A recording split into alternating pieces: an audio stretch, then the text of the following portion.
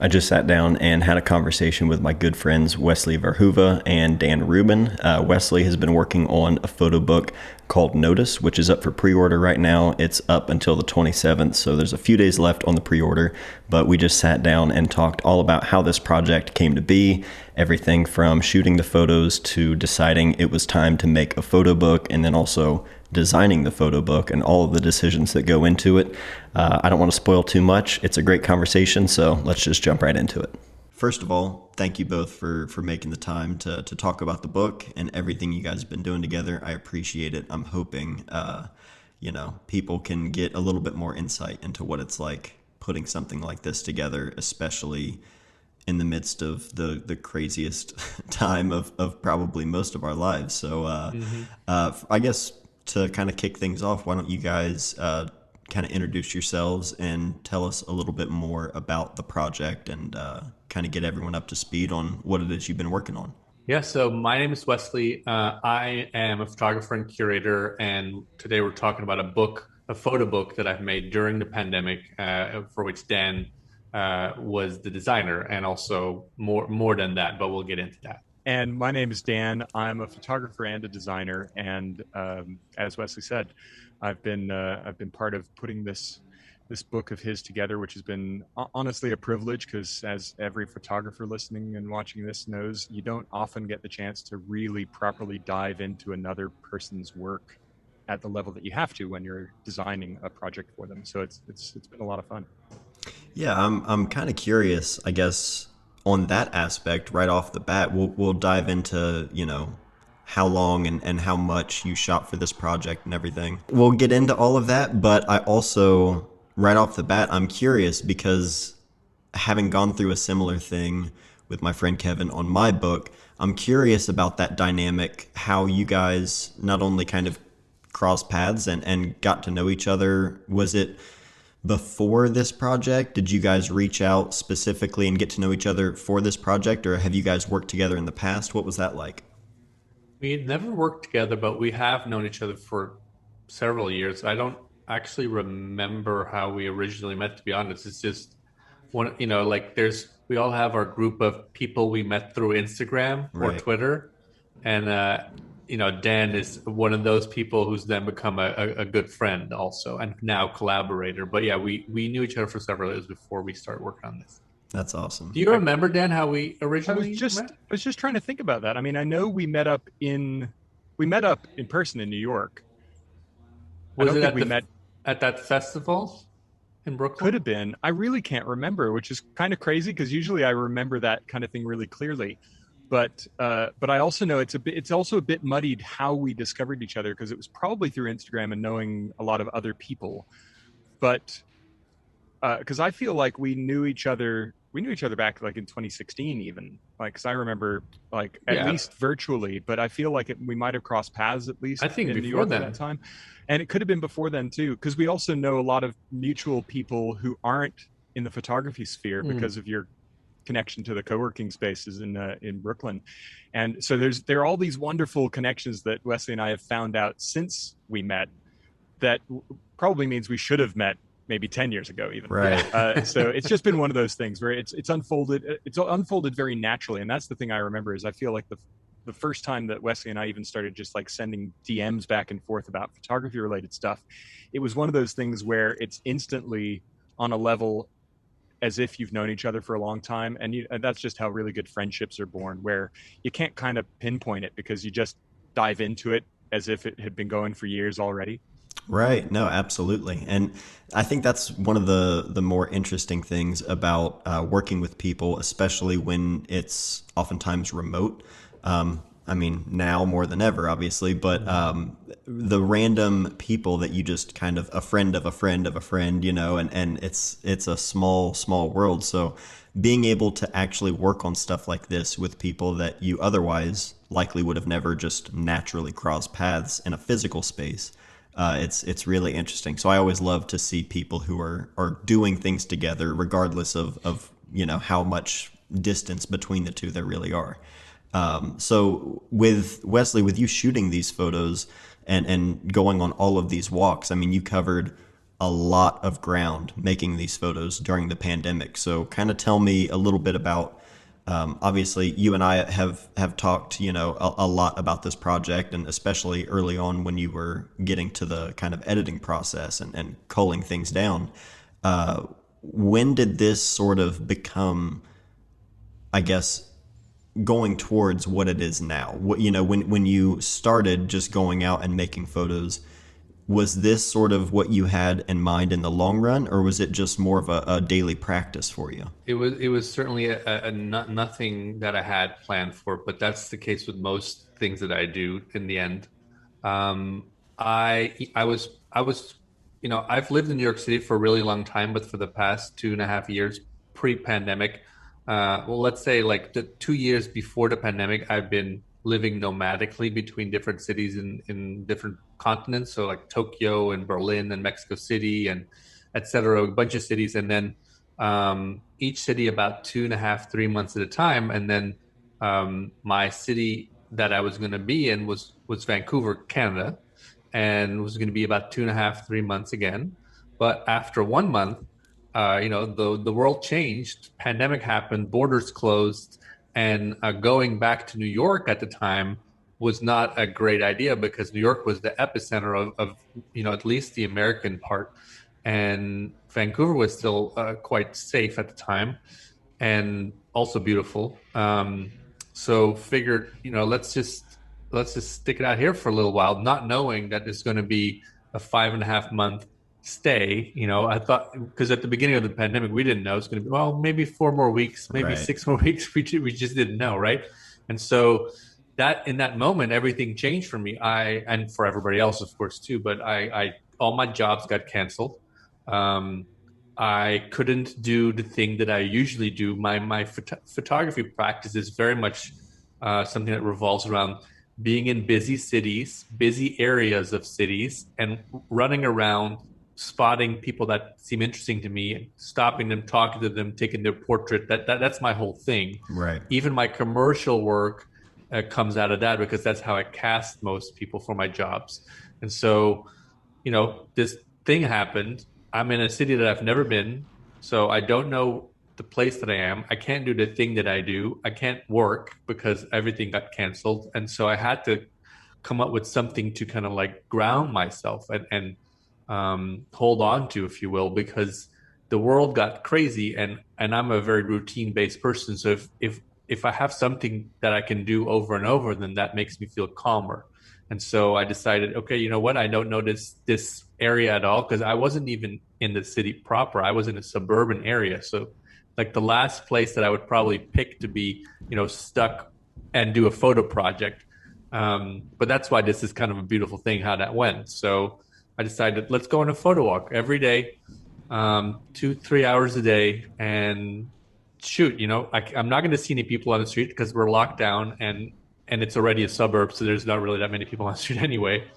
So I'm going to have to just change my photo practice. And so with the weeks as they went on, every day I would go on my photo walk, and I kind of stumbled upon like a slower, more intentional way of looking, and therefore also noticing more things and discovering that this little neighborhood, which I had kind of would have written off as like a boring little neighborhood, was actually this universe full of these little beautiful scenes, whether it's like the shadow of a basketball rim at the midday sun on the garage door, or flowers coming up for the first time. All those kind of little things, I started noticing them more and more because I was walking the same streets every day. I did that for 123 days in a row. And after a certain amount of time, I was enjoying the photos that I was getting. I was shooting this both on film and digitally. I didn't see any of the film until the very end, until it was over, basically, and I shipped 7 pounds of film to my lab in New York City. So I only got to look at a couple of the digital every day, but I thought, okay, there's something happening here. Maybe, all my jobs stopped. I need to make money somehow. Maybe this could be some prints that I sell, right? That would be a cool project. And then more weeks went on. I was like, well, I got I got kind of getting a lot of them. Maybe it could be a zine. I haven't ever made a zine. I've made some little books and stuff like that, but never a proper zine.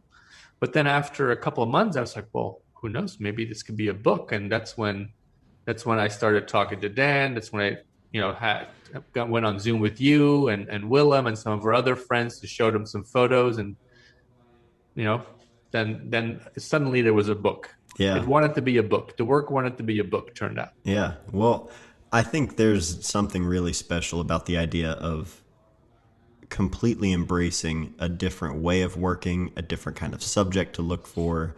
What was that like for you to sit with these photos? I mean, I know you didn't see all of them right away. You only had some, but what was it like for you to be able to look at those photos and sort of try to understand them, because it's so different from your previous work, what you would normally be shooting? What was it like for you to try and, I guess, analyze the photos or critique the photos, or really get a sense of what it was you were looking for and what it was you were getting? And what was that like? How important was that to be working with Dan, because this is something that was so different from what you would normally be doing? For me, I can imagine it would be tough to kind of come to those kind of conclusions by yourself without having someone to bounce ideas off of and get feedback from. It's tough to judge when it's something that's so different and probably felt really foreign, at least at the beginning.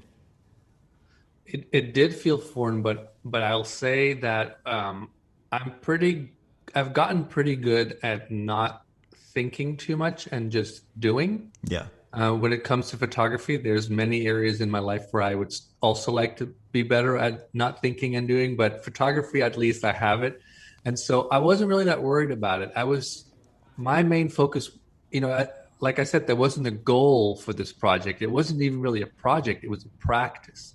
It was something for me. It was something to keep me sane, to keep me grounded, to keep me from worrying about everything, because I would have at least one thing that was a steady thing, even if it was just a self-assigned photo walk every day. And so I wasn't really thinking that much about the work. I was just kind of doing, and just by nature of it being a very different environment, the photos started evolving. And when I showed them, I'm trying to remember, I think it was there's a friend I have on Instagram whose username is a smaller ocean, and he makes really great work. And I showed him a few photos early on, and I said, it's kind of weird because, as you know, I'm a portrait photographer. And then he said something kind of cool. He was like, yeah, but looking at these photos, these are portraits too. There's just not people in them. You're making a portrait of this neighborhood. And I was like, okay, I can roll with that. And Yeah. so, I just kind of kept going. And by the time Dan kind of came in, he saw photos throughout me shooting it. But by the time he came out as a collaborator, I was already very settled with the concept of what I was doing, because I didn't have a goal. I was just doing it for myself. Right.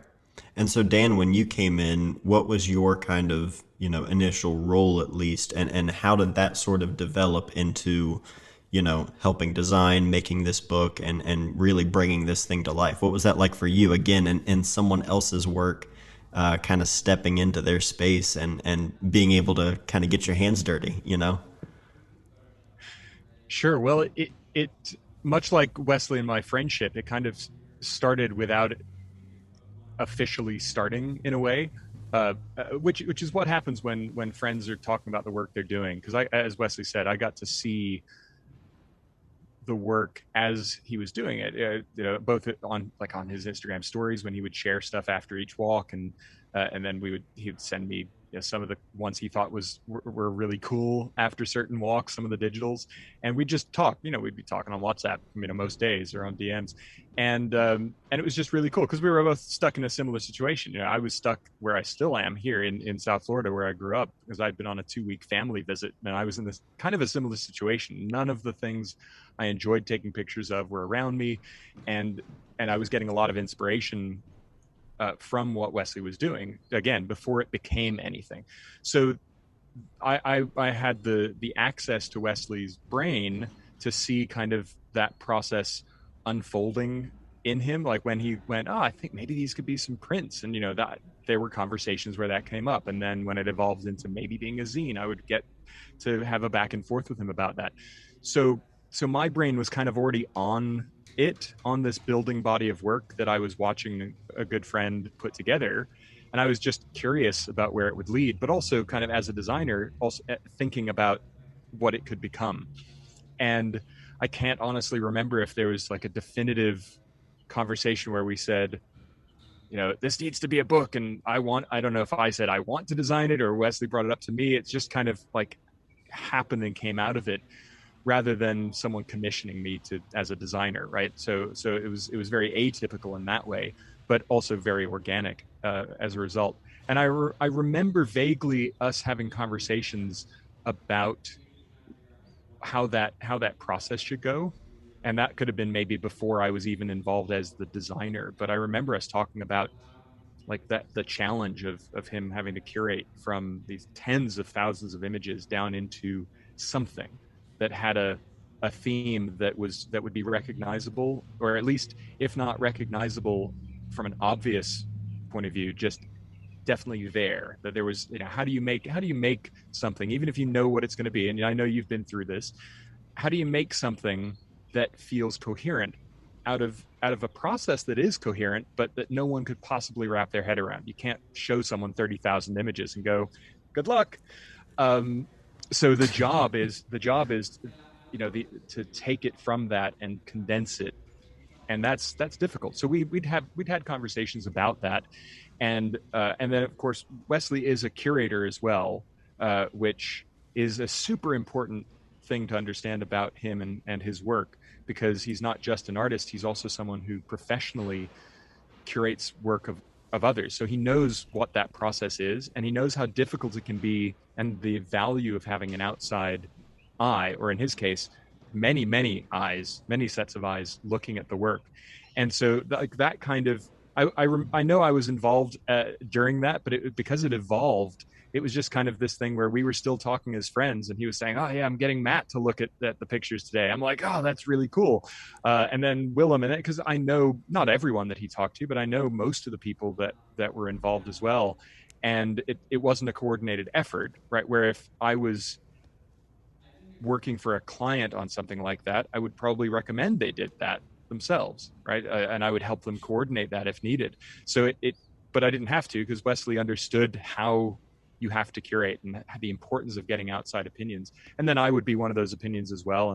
And we'd review after he got to, hear someone else's thoughts. And he said, oh, well, it was really interesting because Willem liked these ones that we hadn't looked at before. And then we were already in that process of starting to review together and do the mind meld that is needed to have both of our brains like basically calibrated to the same end result. And yeah, it was a kind of organic process there, but very quickly it turned into identifying more precise goals about what we needed to get this down to, whether it was going to be a coffee table book or something smaller and more personal, what the scale was going to be. We started very early on in the summer looking at other books. Some of them would be ones that Wesley had access to. Some were ones that I had access to. I ended up buying a few that I didn't have that Wesley had, especially once he got to Amsterdam and had access to more of his books. And we would just pour over material to start understanding what the size and shape and the context and the edges of this thing would be. It's such a huge part of the process. You have this idea of, I want to make a book and I want to make it, this size and this, and I really like these materials and things like that. But it's so easy to just not take into account every little detail. I mean, there are just so many options that until you really sit down with a lot of different options and just different ways of doing things, it's so interesting what will start to spark and what you start to notice. And when you start to realize when a certain size of a book is not just a matter of the biggest size that person could do. I think that's sort of a lot of what people would expect is, well, I'm going to make the book as big as I possibly can and make the photos printed as big as I possibly can. And understanding that it's not about what you can, what the most you can do, but it's just what you can do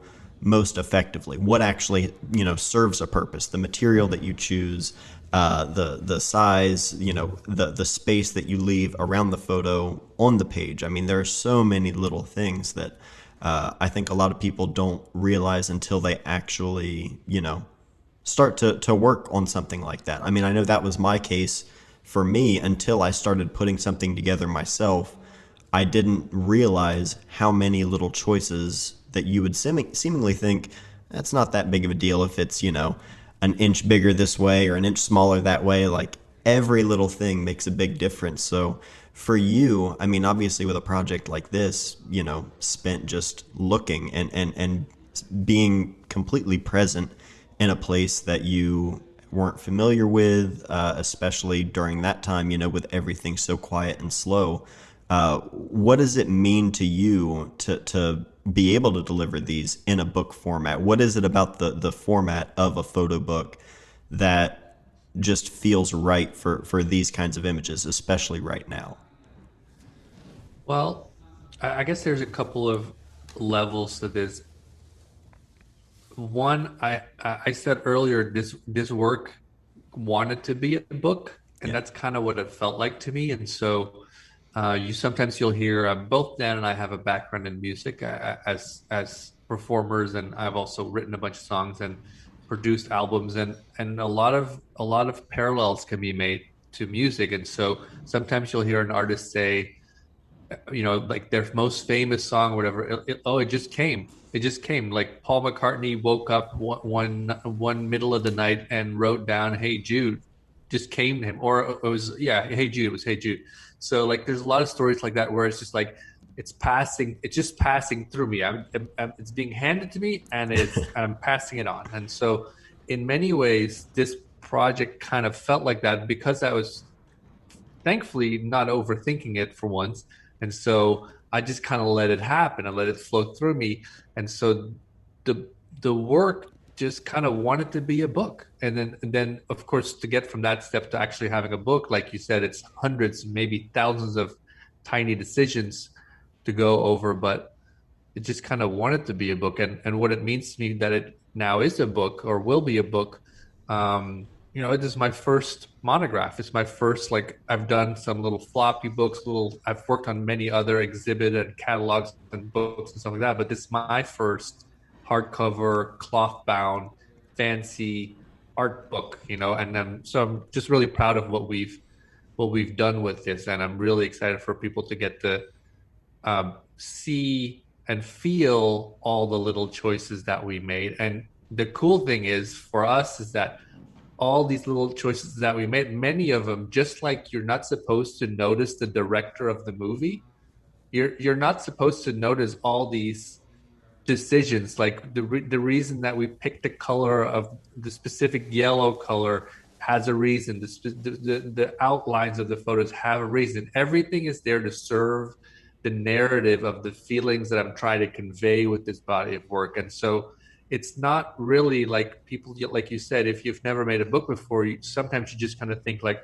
well, I just press print and then got a book, right? But you can do that, and there's sometimes that's the best way to do it because you don't have the resources Right. or the opportunity, and so maybe you do a print on demand, and there's only some templates that you can use. But in this case, we just went all out because I didn't have anything else to do. It's the pandemic, all the time was put into this book, and all these decisions, all this obsessive looking at the different kinds of paper. Why does this kind of paper fit better with the kind of ink that we're trying to use?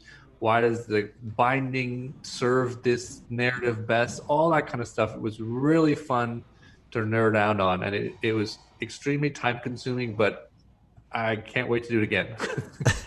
Well, and yeah, I mean, kind of, speaking on that a little bit, if you're, up for it, or you can share as much or as little as you'd like. But from what you've shared with me, this is not a one and done kind of thing. I mean, you guys are definitely looking to to kind of get into to really get into this and really make this something that you two can work on together and get other people involved. So what sort of things, I guess, can you kind of tease or We get can let talk about people. it. Yeah, we haven't really talked about it much, but this is a good occasion to talk about it. But yeah, we just both, and I think I can speak for Dan here, just enjoyed the collaborative process so much, and both have experience working with other people as well, other photographers, me as a curator, Dan as a designer.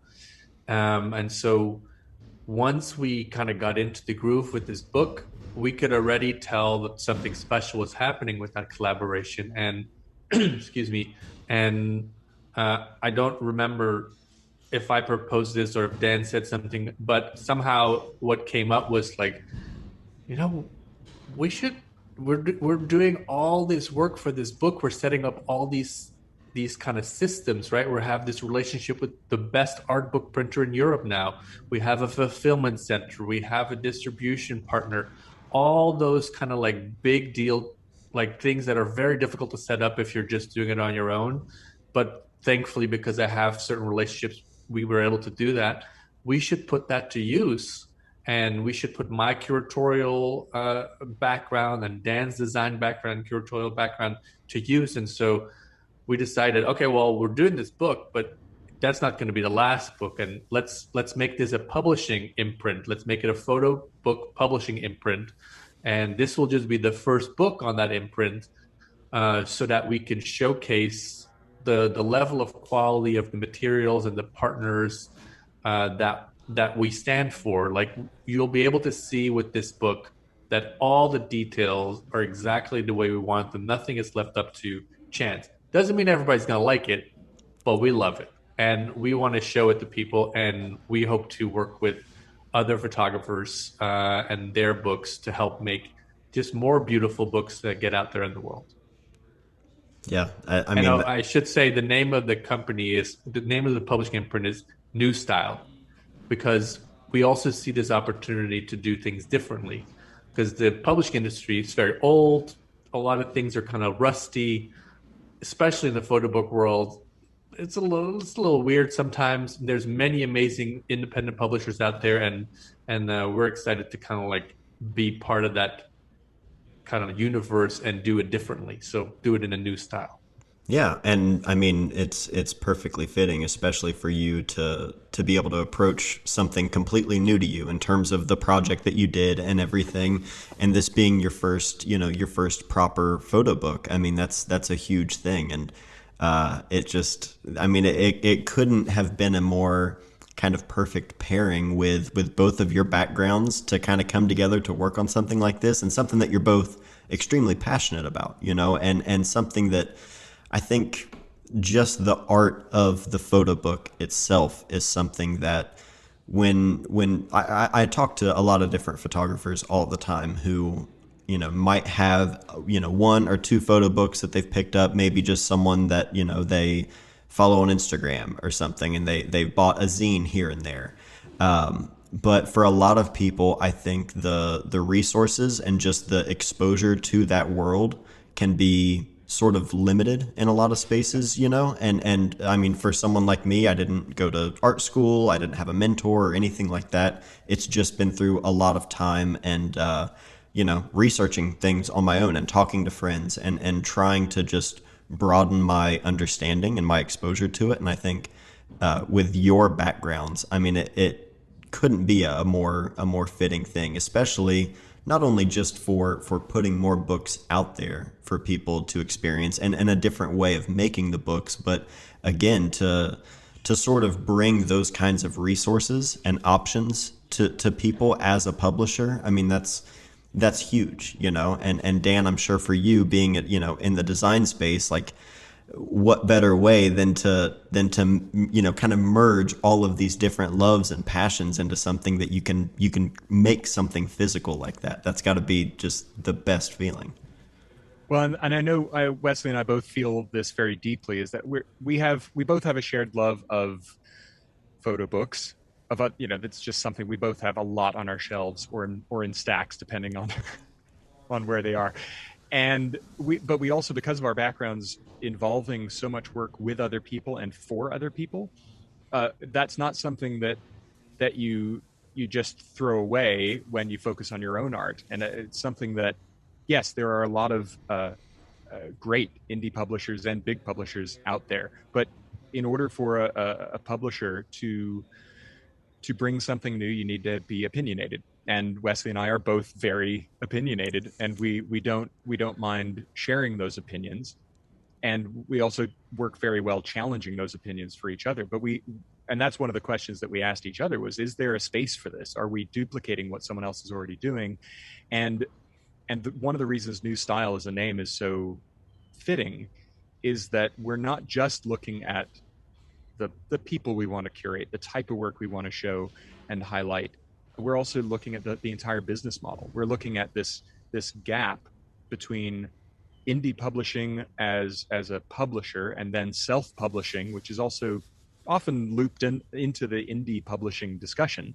But a lot of photographers, as you know, self-publish. My first book 5 years ago, Koya Bound, with my good friend Craig Mott, it was two photographers, two designers as well, and we put it out under his imprint, which only had one book at the time. But that's still self-publishing, really. I mean, he's building that imprint up as well now, but there's a fuzzy line between those two. And we have looked at so many books and so many publishers and understand so much of that world because of our other professional interests, that we both felt very confident that there are a lot of people doing things the same way, especially from the business model. There are a lot of challenges for photographers that aren't just solved by self-publishing, and you shouldn't have to self-publish. Oh, you can hear the parrots here. This is the tropics. You have sirens, I have parrots. It's just how these things go. So there are a lot of challenges for photographers that shouldn't have to be their responsibility. You shouldn't have to self-publish to solve some of these. You should be able to work with a publisher because it can be very helpful as well. Not just if it's a publisher, but again, if you've got curatorial background, you've got design background. I've been a designer for over 25 years now, which ages me, but so do the gray hairs in my beard. And through that, my very first role as I was discovering design actually was as the assistant to your curator at a museum down here in South Florida. And from that moment, that kind of solidified my thought process for everything that I did afterwards. And it's why I believe as a designer, whether it's a physical product or something virtual, whether it's a book or just any other kind of physical object, a microphone, a smartphone, all of the decisions that are made should be part of the greater story that you're trying to tell. And that's something that I know for a fact not every big publisher does for an artist that they carry. Not every indie publisher even does that, because if it's not part of their worldview, if it's not part of what they lead with other things, which also result in really, really great books, very, very good objects. But for us, it was an opportunity for me to state that opinion very firmly and prove it by putting it out in the world. And that, as Wesley said, one of the other reasons for starting New Style with Wesley's book is it's kind of eating our own dog food here. It's like, no, we're not gambling these thoughts, these ideas of how to do it better in some ways or just differently in others. We're saying we're going to prove this. We believe in this so much that we're going to prove it with Wesley's book and prove how well it works. And then because of that, we'll also have so many opportunities to be transparent about that process, which includes the behind the scenes zine that we're putting out with all the pre-orders, right? That's something that doesn't happen all the time. And we're making that because we're fascinated by the process, but we also want to share how this thing is made. And because we believe there's value in that. And I've also seen my design career, I've worked in the print side of design since I started. Also have a lot of experience in digital, but as a designer and a creative director, I had the opportunity to work at Moo. A lot of photographers and artists know Moo for their business cards. And I was creative director for Moo back in 2011, 2012. And they're an example of progress in the print industry, in this old, stodgy, often industry. and I got to see firsthand what a lot of the benefits were of letting go of the shackles of history in that way, and just saying, but what if we did it a different way? And I got a lot of opportunity when I was there as well to help push that even further. And so when we look at the idea of publishing, and when I look at my experience working with Craig on Koya Bound, which was an incredibly successful book for what it was, especially it was just this book that he and I both kind of believed no one would want to buy. And we sold out of the first print run last year, and we sold a bunch in the initial Kickstarter campaign as well. And it was another one of these wonderful collaborative experiences. And that's when I have books that I'd like to make myself. I've got my own books that I'd like to do photographically, but it's so much more interesting working on and with other people and other people's work. And I know Wesley feels the same. And the thought I'll leave everyone who's listening with is that, at least for me, one of my goals is I see this space as a designer and as a creative director or design director, because I'm not also going to hold on to being the designer for every book. That won't be the appropriate decision for every story, right? Right. But I see this as an opportunity to at least aim for a similar level as Steidl, right? Someone who is of the utmost talent and respect in the industry, and is also incredibly opinionated. And as I keep telling people, I'd love to be second place to Steidl. You know, we're not going to be trying to replicate everything he does and everything that imprint does, but there's a reason why some of the best photographers who are alive today, but in our living history, work with him. There's a reason why there are so many awards that get won by those publications, is that they are true to the art, and they are very opinionated, and that's not something that we see from a lot of indie publishers. So it's really exciting to have the opportunity to take that to a lot of other people and to bring something new out into the tangible world. Yeah, absolutely. And I mean, I love the idea of not feeling like you have to follow that template, you know, of what's been done before. And for me, that's something that, just in all aspects of my job and what I do, and just my own personal life, that to me has been a big, just a big lesson, and something that I've really spent a lot of time thinking about just in the last year is, you know, you can look at how things have been done and to get an idea and to try and understand it, but you don't have to follow the same template and the same guidelines and make the same thing or make things the same way, you know? Yeah, I love that. I love the idea of pushing something new and really just making something your own. I mean, not to step on anyone else's toes, you know, it's a big pond and everything, but that's what makes it so great, is that there are so many different people out there, so many different stories, and so many different ways to tell those stories. It's amazing, man. There's enough to go around for everybody. I love it. Exactly. Wesley, would you like to any final things you'd like to share about, you know, what you guys have going with, you know, as the pre-orders, as sort of the pre-sale itself is winding up? Do you have anything you'd like to share with anybody? Well, the pre-order for Notice still goes for another 5 days. So April 27th is when it ends. And any book purchased or pre-ordered rather in that period gets, like Dan already said, a bonus zine for free extra that will no longer exist after the pre-order is over. So it's pretty unique and limited edition. It's also discounted from retail price during the pre-order.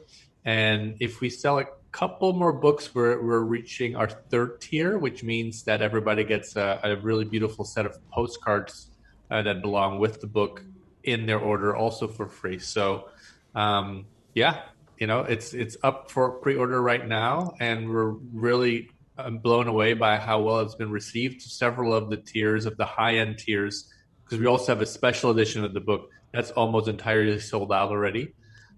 So there's still a couple left of the special edition, but all the prints are gone, all the mentor sessions are gone, and there's of course still left from of the standard edition of the book, which is like the real book, if you will. Yeah. I love it. That's great. Well, I'm super excited for both of you. I know you guys have put a ton of work and time into this, and obviously it's just the beginning for you guys. So again, I appreciate you taking the time to not only talk about the book but also being open and talking about the imprint itself. I'm excited for you guys and really looking forward to seeing all the work you do.